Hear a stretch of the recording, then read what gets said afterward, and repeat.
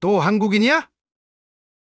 미국에 배우가 이렇게 없어? 여기 초심을 잃은 할리우드에 분노하는 한 남성이 있습니다. 그는 자신이 좋아했던 그레이즈 아나토미에 나온 동양인 배우가 한국인이라는 것을 알게 되자 핸드폰을 던져버릴 정도로 흥분했다고 합니다. 이 남성은 평소에도 한국을 욕하고 혐오했다고 하는데요. 어느 날 늦둥이 딸 엠마가 한국에서 대학을 다니겠다는 말을 듣고는 그는 다시 한번 불같이 화를 냈다고 하는데 도대체 그는 한국과 어떤 악연이 있었던 것일까요? 안녕하세요. 저는 미국 텍사스주 댈러스에서 온 26살 엠마라고 합니다. 많은 분들이 제가 지난번에 쓴 글을 보고 한국말을 잘한다고 말씀해 주셔서 또 써봅니다. 사실 저는 고등학생 때부터 K-팝을 좋아했고 BTS의 외랑둥이였어요. BTS의 팬을 아미라고 부르는데 그중 외국에 사는 아미는 한국에서 외랑둥이라고 불러요.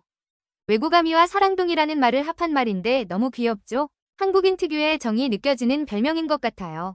제가 이제는 한국에 있으니 진정한 의미의 외랑둥이는 아니지만 여전히 BTS를 사랑하는 팬인 것만은 변함이 없어요. 하지만 이제 나이도 조금 먹었고 어렸을 때만큼 열광적인 팬이 되지는 못하고 있는 현실입니다. 한국 사람들을 따라가려면 정말 열심히 공부해야 하거든요. 대부분의 아미들이 저와 비슷한 경로로 한국 문화를 접할 것 같은데요. 처음엔 BTS에 관심을 갖고 노래를 듣다 보니 노래 가사를 이해하고 싶어서 한글을 공부하게 되고 그렇게 한글을 알게 되니 한국 드라마를 보게 됐고 드라마 속에서 한국 여배우들의 동안회모를 보다 보니 자연스레 K-뷰티에도 관심을 갖게 되었어요. 이상하게 다른 나라와는 달리 한국에는 예쁜 사람이 너무 많아요. 제가 한국 사람들은 다 예쁘다고 말하면 한국 친구들이 제가 서양인이어서 그렇게 보이는 거라고 말을 하는데 솔직히 중국이나 일본 사람들을 보면서 예쁘다고 생각해 본 적은 없거든요. 그런데 한국 사람들은 스타일이 좋아서 그런지 모르겠지만 모두 다 예뻐요. 또 한국 사람들은 패션 감각도 좋아서 특별히 치장하지 않아도 고급스럽고 멋이 나더라고요. 제가 듣기로 한국 사람들이 중국이나 일본 사람들에 비해 키도 크고 체격 조건이 좋다고 하던데 그것도 한몫하는 것 같아요. 아미가 된 후부터 저는 언젠가 꼭 한국에 가야겠다고 마음먹었어요. BTS와 관련된 곳들을 다니는 것을 성지순례 아니면 방탄투어라고 부르는데요. BTS가 갔던 식당이나 앨범 촬영지, SNS에 올린 장소 등등 BTS가 스쳐간 곳을 돌아다니는 거예요. 아미를 상징하는 보라색 옷을 입고 BTS 인형이나 사진을 들고 인증사진을 찍어 SNS에 올리면 성지순례가 완성돼요. BTS가 지나친 모든 곳을 갈 수는 없지만 강릉버스 정류장이나 맹방해수욕장, BTS 근해 등 중요 명소에는 꼭 가고자 마음먹었어요. 그래서 대학교 1학년 때 마침내 아미 친구들과 아르바이트비를 모아 한국 여행을 했습니다. 저흰 너무 좋은 시간을 보냈어요. 사실 오빠들 때문에 한국에 오긴 했지만 저흰 한국이 어떤 나라인지는 잘 모르는 편이었습니다. 사실 한국이 이렇게까지 사회적 인프라를 갖춘 미래도시일 줄은 몰랐거든요. 저희는 진짜 공항에 도착하면서부터 계속 우아우아 함성을 연발하면서 다녔어요. 미국에도 공항, 지하철, 버스 다 있는데 한국에서 인천공항, 지하철, 버스를 경험할 때마다 입을 다물 수가 없었어요. 잘 발달된 교통망과 스마트폰으로 탑승 예약, 결제 등 모든 게 가능했던 시스템 덕분에 저희는 처음이지만 정말 편하게 여행을 했어요. 오빠들이 갔던 누룽지 백숙 식당, 순두부 식당에 가서 같은 요리를 시켜 먹기도 하고 강릉 버스 정류장에서 같은 포즈로 사진도 찍고 정말 즐겁게 한국을 즐겼습니다. 어쩌다 길을 잃어도 걱정할 것이 없었어요. 한국 사람들은 대부분 수준 높은 영어 회화가 가능했고 대화가 잘 통하지 않으면 친절하게도 직접 저희를 태워 목적지까지 데려다 주시기도 해서 너무 편하게 여행했어요. 한국에서의 일주일은 저희에게 너무 짧은 시간이더라고요. 미국으로 다시 돌아가는데 공항에서 발이 떨어지지 않았어요. 반드시 꼭 오고야 말겠다고 다짐했습니다. 미국으로 돌아온 뒤에 한국으로 갈 방법을 찾기 시작했습니다. 이번에는 여행이 아니라 좀 더 오래 한국에 머물며 한국을 차근차근 알아가고 싶다는 욕심이 생겼습니다. 일주일의 경험이었지만 한국은 볼거리 먹을거리가 정말 풍부한 나라라는 것을 알았거든요. 캘리포니아의 반도 안 되는 이 작은 나라에 이렇게 많은 문화관광지가 있다는 것은 정말 축복입니다. 한국에 갈 방법을 찾던 중에 제가 다니던 UCLA에 한국과 교환학생 프로그램이 있다는 것을 알게 됐어요. 교환학생을 하려면 아시아 언어나 문화에 관련된 전공을 해야 하기에 저는 기존에 하던 경영학에 아시아 언어를 복수 전공하기로 했어요. 대학교 강의를 따라가려면 대화하는 수준의 한국어 실력으로는 부족하다고 생각해서 1년 동안 한국어 공부를 하고 드디어 3학년이 되자 한국에 교환학생으로 올 수 있었어요. 제 힘으로 꿈을 이뤄내다니 저는 제 자신이 너무 자랑스럽고 대견하더라고요. 물론 벅차오르는 감동과 주체할 수 없는 기쁨은 당연하고요. 세상을 다 가진 느낌이었어요. 저는 너무 신나서 소식을 듣자마자 바로 아버지께 말씀드렸어요.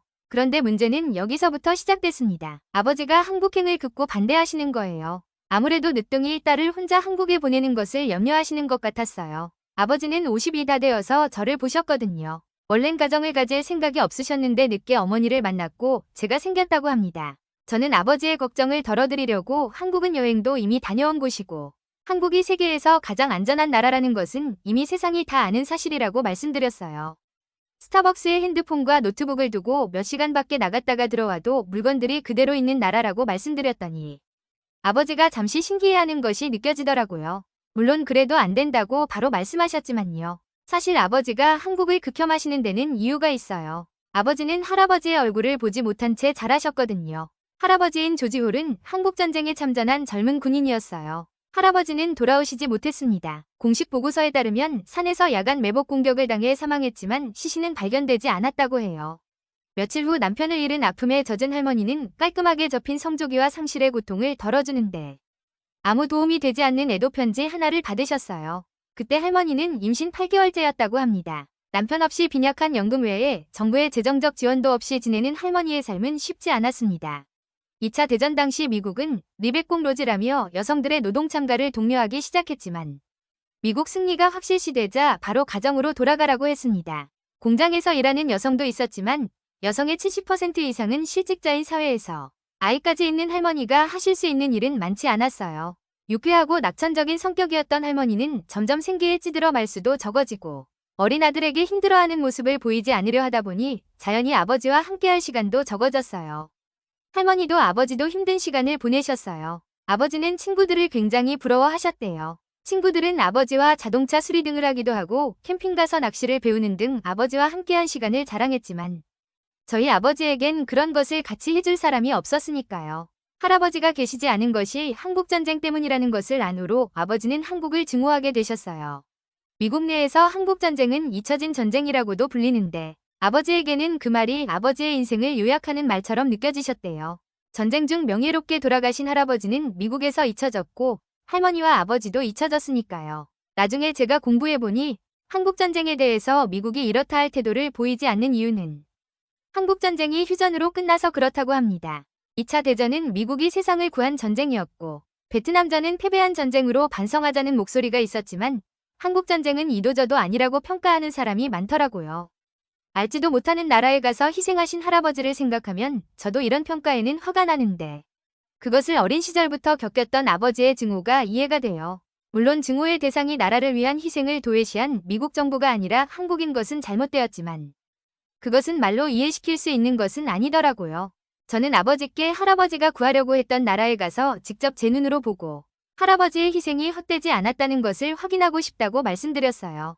아버지도 K-팝이나 K-드라마를 직접 보진 않으셨어도 저를 통해 어느 정도 알고 계신 상태여서인지 제 말을 듣고 생각이 조금 바뀌신 것 같았어요.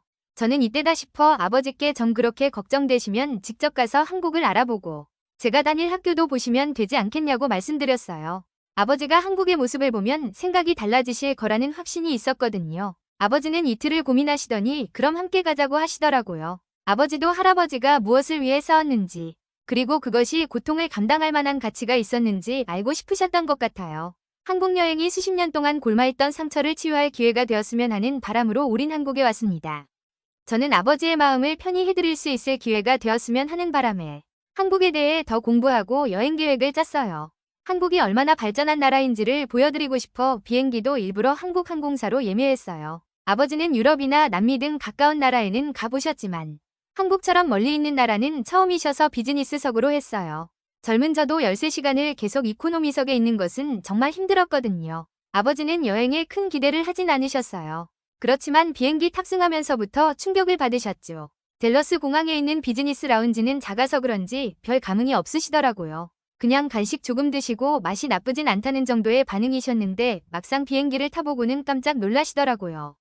그동안 탔던 다른 유럽 항공사들에 비해 좌석이 훨씬 넓고 편안하다고 하셨어요. 특히 분리된 공간에서 180도로 완전히 누워갈 수 있다는 것을 너무 좋아하시더라고요. 승무원에게 필요한 것들을 요구하시더니 저에게 귓속말로 영어 발음이 굉장히 좋다고 신기해하시는 거예요. 아버지는 드라마나 영화에서 외국인이 영어 발음도 잘 안 되면서 미국인인 척하고 나오는 것을 엄청 싫어하셨거든요. 미국 배우가 없는 것도 아닌데 굳이 말도 못하는 사람을 배우로 쓴다고 뭐라고 하시는 분이었는데 승무원들이 제대로 영어를 할 줄 안다고 한국이 의외로 교육 수준이 높은 국가인 것 같다고 하시더라고요. 저는 한국이 지금처럼 성장한 데에는 교육이 큰 몫을 했다며 한국인 중에는 문맹이 없다고 말하자 아버지는 굉장히 놀라셨어요. 미국은 아직도 1600만 명 정도가 문맹이거든요. 글을 봐도 읽을 줄 모르는 사람이 8%나 돼요. 아버지는 20여 년 넘게 고등학교 선생님을 하셨는데 항상 아이들이 멍청해서 심각하다고 하셨어요. 지금도 글을 못 읽는 아이들이 있다고 하니 국민 모두가 글을 읽을 수 있는 한국에 비하면 너무 심하죠. 이건 한국에는 한글이라는 과학적인 글자가 있는 덕분이라고 생각해요. 이렇게 소리에 대해 체계적인 글자를 단 한 사람, 학자도 아닌 세종대왕 한 분이 만들었다는 것이 저는 너무 대단한 것 같아요. 세상의 모든 소리를 적을 수 있고 누구나 1시간이면 다 배울 수 있어서 지금은 글자가 없는 민족들이 한글을 글자로 사용한다고 한다면서요. 한글 덕분에 한국은 저절로 문화선진국으로 발돋움할 수가 있는 것 같아요. 만약에 제가 처음에 BTS 음악을 따라 부르고 싶었을 때 한글이 배우기 어려웠다면 쉽게 포기했을 것 같아요. 영어처럼 한 글자가 서로 다른 소리를 내는 것도 배우는 입장에서는 굉장히 복잡한 일인데 한글은 그 소리를 표시하기 위해 글자를 만든 거니까 글자가 같으면 무조건 같은 소리가 나잖아요. 그게 한국 사람들은 익숙해서 별것 아니라고 생각하지만 외국인의 입장에서는 굉장히 큰 이득입니다. 글자를 보고 읽을 수 있다는 것만으로도 자신감이 생기고 그 언어가 좋아지거든요. 아버지는 600년 전에 한나라의 왕이 어려운 한자를 모르는 백성들을 위해 만든 글자가 한글이고 한국 사람들은 그 글자를 보존해서 지금도 사용하고 이제 널리 퍼뜨리고 있다는 사실에 굉장히 감명을 받으신 것 같았어요. 선생님으로서 아이들을 가르치는데 한계를 느끼셨어서 백성들을 가르치기 위해 한글을 만드신 얘기가 더 깊이 다가왔나 봐요. 그래서 영어도 잘하는 건가 하며 혼잣말을 하시더라고요. 아버지는 기내식에도 반하셨어요. 유럽 여행에서 기내식을 먹을 때면 스파게티나 베이컨, 빵, 미트볼 등 간편하게 먹을 수는 있지만 건강과는 거리가 멀어 보이는 음식이었어요.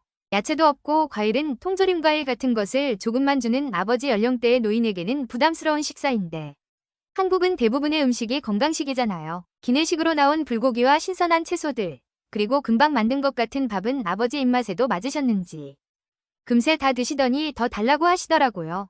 이렇게 맛있으면서도 건강한 음식을 기내에서 받을 수 있다는 것이 충격이셨대요. 한국에 대해 점점 호감을 느끼시는 것이 보여서 저는 좀 마음이 편해졌어요. 승무원들은 비행 내내 세심한 배려와 서비스를 해주었고 특히 아버지를 더 신경 써서 챙기는 것 같았어요. 옆자리에 있는 저도 놓쳤던 부분인데 아버지가 주무시다 일어나서 물을 드시고 싶으셨는데 어떻게 알았는지 승무원이 바로 갖다 주었대요. 그것도 차가운 것이 아니고 적당히 따뜻한 물로요. 아버지가 어떻게 알았냐고 물어보니 입을 벌리고 주무셔서 입이 말라 갈증이 날 것 같은데 어르신이라 찬물을 드시는 건 좋지 않을 것 같아서 미리 물을 데워두고 있었대요. 이런 작은 배려는 한국에서만 볼 수 있는 것 같아요. 한국에는 효문화가 있어서 어른을 공경하는 것이 당연하잖아요. 그래서 승무원들이 저희 아버지도 더 신경 쓴 것이 아닐까 싶어요. 유럽 항공사였다면 물을 달라고 할 때까진 신경도 쓰지 않았을 테고 또 주더라고 찬물을 주었겠죠. 그나마도 기내에 승무원이 자주 다니지도 않아서 부르기도 힘들지만요. 우리는 잘 먹고 잘 자고 무사히 인천공항에 도착했어요. 아버지는 다른 공항과 비교할 수 없을 정도로 깨끗하고 효율적인 공항의 모습에 또 한 번 감탄을 했어요. 인천공항이 사실 최신식 공항은 아니잖아요. 2001년에 개항한 공항이라 오래되었는데도 오래된 느낌이 전혀 없었어요. 계속 리뉴얼을 해왔는지 낡은 데도 없었고 최신 시설로 되어 있었어요. SF 영화 배경으로 나올 법한 미래지향적인 모습이라며 계속 둘러보시더라고요. 안내판에 영어가 함께 적혀 있어서 불편함도 없었어요. 입국 절차도 순조로웠습니다. 한국은 빨리빨리의 민족이잖아요. 효율적인 것을 가장 사랑하는 민족답게 입국 심사도 다른 공항보다 훨씬 빠른 편이에요. 그런데 여기에 만족하지 않고 혼잡한 시간에는 심사관을 더 배치하고 외국인도 자동 출입국 심사를 할 수 있게 한다고 하더라고요. 여행 오는 사람에게는 공항에서 보내는 시간이 너무 아깝거든요. 그 마음을 알고 배려하는 것 같아요. 정말 한국은 어디까지 발전하는 모습을 보여줄지 상상할 수가 없네요. 수화물 찾는 것도 너무 쉬웠어요. 유럽 여행은 사실 조금 긴장해야 하거든요. 내 짐이 무사히 나올 것인가? 이건 미국에서도 마찬가지예요. 캐리어가 다 뜯긴 채로 안에 있던 물건들이 사라지는 경우도 종종 있어서 절대 화물로 귀중품을 넣지 말라는 경고문까지 붙어 있어요. 그리고 짐이 나오는 시간이 지연되는 경우도 많고요. 한국에서는 그런 걱정이 없었습니다. 제 짐이 나올 곳에 정확히 나왔고 캐리어도 굉장히 조심히 다루더라고요. 저는 캐리어 던지는 것을 자주 봤거든요. 그래서 캐리어를 살 때 얼마나 튼튼하고 잠금 장치가 잘 되어 있는지가 중요했는데 한국만 여행 다닌다면 그렇게까지 신경 쓸 필요가 없는 것 같아요. 짐을 찾아서 나온 인천공항 터미널의 모습에 아버지는 또 한 번 감탄하셨어요. 이렇게 넓고 현대적인데 고요한 느낌이 드는 것이 너무 신기하대요. 존 F 케네디 공항이나 샤를드골 공항 같이 어수선하고 혼란스러운 공항들만 보다가 인천공항을 보면 그럴 것 같아요. 사람은 많은데 전혀 위험하지 않고 소매치기를 조심하느라 주변을 두리번거리지 않아도 되잖아요. 아버지는 이렇게 넓고 현대적이며 깨끗할 수 있다는 것에 놀라워하셨어요. 여러 언어로 여행 정보를 제공하는 키오스크를 이용해 보시더니 곧 한국 이곳저곳을 찾아보시고는 상상과는 다른 모습에 놀라워하셨어요. 공항은 여기저기에 편해 보이는 좌석이 배치되어 있고 충전할 수 있는 공간이 있는 등 편리시설이 많았어요. 편리함과 편안함이 공존하는 곳이었어요. 공항을 이리저리 둘러보던 아버지가 갑자기 주위를 두리번거리셨어요. 신기해서 지켜보다가 보니 짐을 잠시 깜빡하셨던 겁니다. 저도 그제서야 아버지 캐리어가 없다는 것을 알았지만 별로 걱정되진 않았어요. 그러나 아버지는 태어나서 처음 겪어보는 일에 아버지는 너무 당황해하셨어요. 다른 나라를 여행할 때는 항상 소매치기를 조심해야 한다며 캐리어를 꼭 잡고 다니셨거든요. 어떻게 이런 일을 연발하며 왔던 길을 되짚어가는데 키오스크 옆에 캐리어가 덩그러니 있더라고요. 아버지는 캐리어가 그대로 있다는 것에 더 놀라워하셨어요. 한국이 얼마나 안전한 나라인지를 몸소 체험하신 거죠. 아버지와 전 한국에서 일주일간의 시간을 보냈습니다. 아버지는 한국 음식도 좋아하셨고 전통과 현대와 자연이 조화로운 서울의 모습에 울먹거리셨어요. 할아버지가 목숨 바쳐 지켜내셨던 곳이 이렇게 발전했다는 사실에 뭔가 벅찬 감정을 느끼셨던 것 같아요. 저는 아버지의 오랜 응어리가 조금은 사라진 것을 느꼈어요. 여행 첫날에는 용산 전쟁기념관을 갔고 마지막 날에는 DMZ를 다녀왔어요. 아버지는 DMZ를 둘러보시며 분단된 불안한 상황 속에서도 이렇게 발전한 한국의 저력을 보니 지켜낼 만한 가치가 있는 나라라 다행이라는 말씀을 하셨어요. DMZ에 여행 온 한국 관광객과 이야기를 나눌 기회가 있었는데 할아버지가 참전하셨던 한국에 왔다고 말하니 그분 덕분에 지금 한국이 이만큼 살게 되었다며 감사의 마음을 전하고 싶다고 정중히 인사하셨어요. 그분 모습에 아버지의 마음이 한결 가벼워지신 것 같아 마음이 편해졌습니다. 역사를 기억하고 감사할 줄 아는 태도가 있어 한국이 이만큼 성장한 거겠지요. 역시 한국 여행을 오길 잘했다는 생각이 들었어요. 미국에 돌아가자 아버지는 할머니의 유품을 꺼내 할아버지의 흔적을 찾아보셨습니다. 그리고 할아버지가 장진호 전투라고 불리는 미국과 중국, 군대가 맞붙은 최초의 전투에서 돌아가셨다는 것을 알았어요. 장진호는 함경남도 장진군에 있다고 해요. 혹한 속에 전투가 있어 시신을 수습할 수도 없었고 현재는 북한에 있기 때문에 찾을 수 없다는 안타까운 현실을 알게 됐어요. 그 사실을 안 아버지는 한동안 오열하며 우셨습니다. 마침 댈러스 포트워스 국립묘지에 장진호 전투 기념비가 있어서 아버지랑 다녀왔어요. 얼마 전에 한국 대통령이 방문했다고 하더라고요. 잊혀지지 않았다는 것. 아버지에겐 이것이 큰 의미가 있었습니다. 어쩌면 당신이 더 있기 위해 애쓴 것이었는지도 모르겠다고 말씀하셨어요. 아버지는 저의 한국행을 허락하셨고 응원해주셨습니다. 일주일만으로는 알 수 없는 더 많은 것을 배울 수 있는 나라라는 말씀을 하시더라고요. 어쩜 저와 이렇게 똑같이 말씀하시는지. 역시 전 아버지의 딸 맞죠? 지금까지 저와 제 아버지의 이야기를 들어주셔서 감사합니다. 이야기에 마음이 움직이셨다면 구독, 좋아요를 눌러주세요. 감사합니다.